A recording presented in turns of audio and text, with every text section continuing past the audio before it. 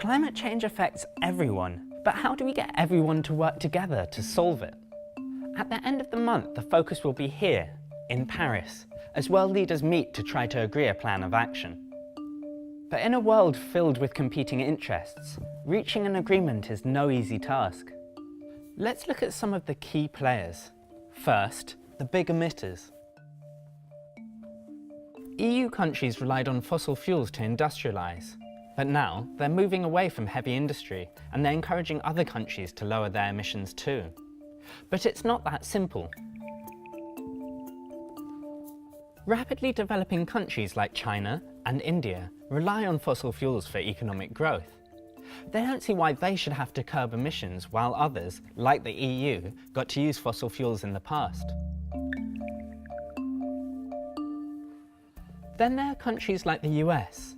They're worried that if they curb their emissions, they'd lose industry to places like China and India. Between them, these countries emit over half the world's carbon dioxide. But what about the countries which will be heavily affected by global warming, without being able to do much to stop it? Places like the Maldives and the Marshall Islands, which risk getting eaten up by sea level rise.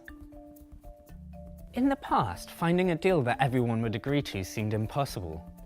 After years of trying to divide up responsibility, in Copenhagen in 2009, it finally became clear that no one plan would work for everyone. So the Paris talks are taking a different approach. Pledges. Each country independently pledges how it intends to lower its emissions. These pledges are called Intended Nationally Determined Contributions. This seems to be working well. So far, 158 countries have submitted their pledges. For example, China have pledged to peak their CO2 emissions by 2030, and the European Union have pledged to reduce their greenhouse gases by 40% by the same year. But the pledges don't add up. Combining them allows you to estimate how hot the globe will get if everyone meets their target.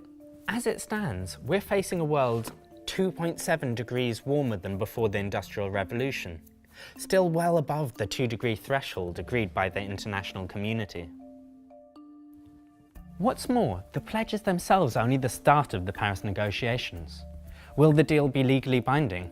How do we make sure countries stick to their pledges? And then there's the matter of money. Many pledges from developing countries rely on support from wealthier states.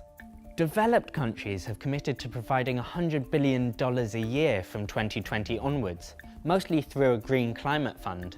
But it's still not entirely clear where all this money would come from, and which countries would receive it.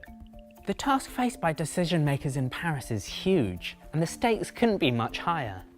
What will a deal look like? Can a deal even be reached? It won't be long before we know the answers to those questions.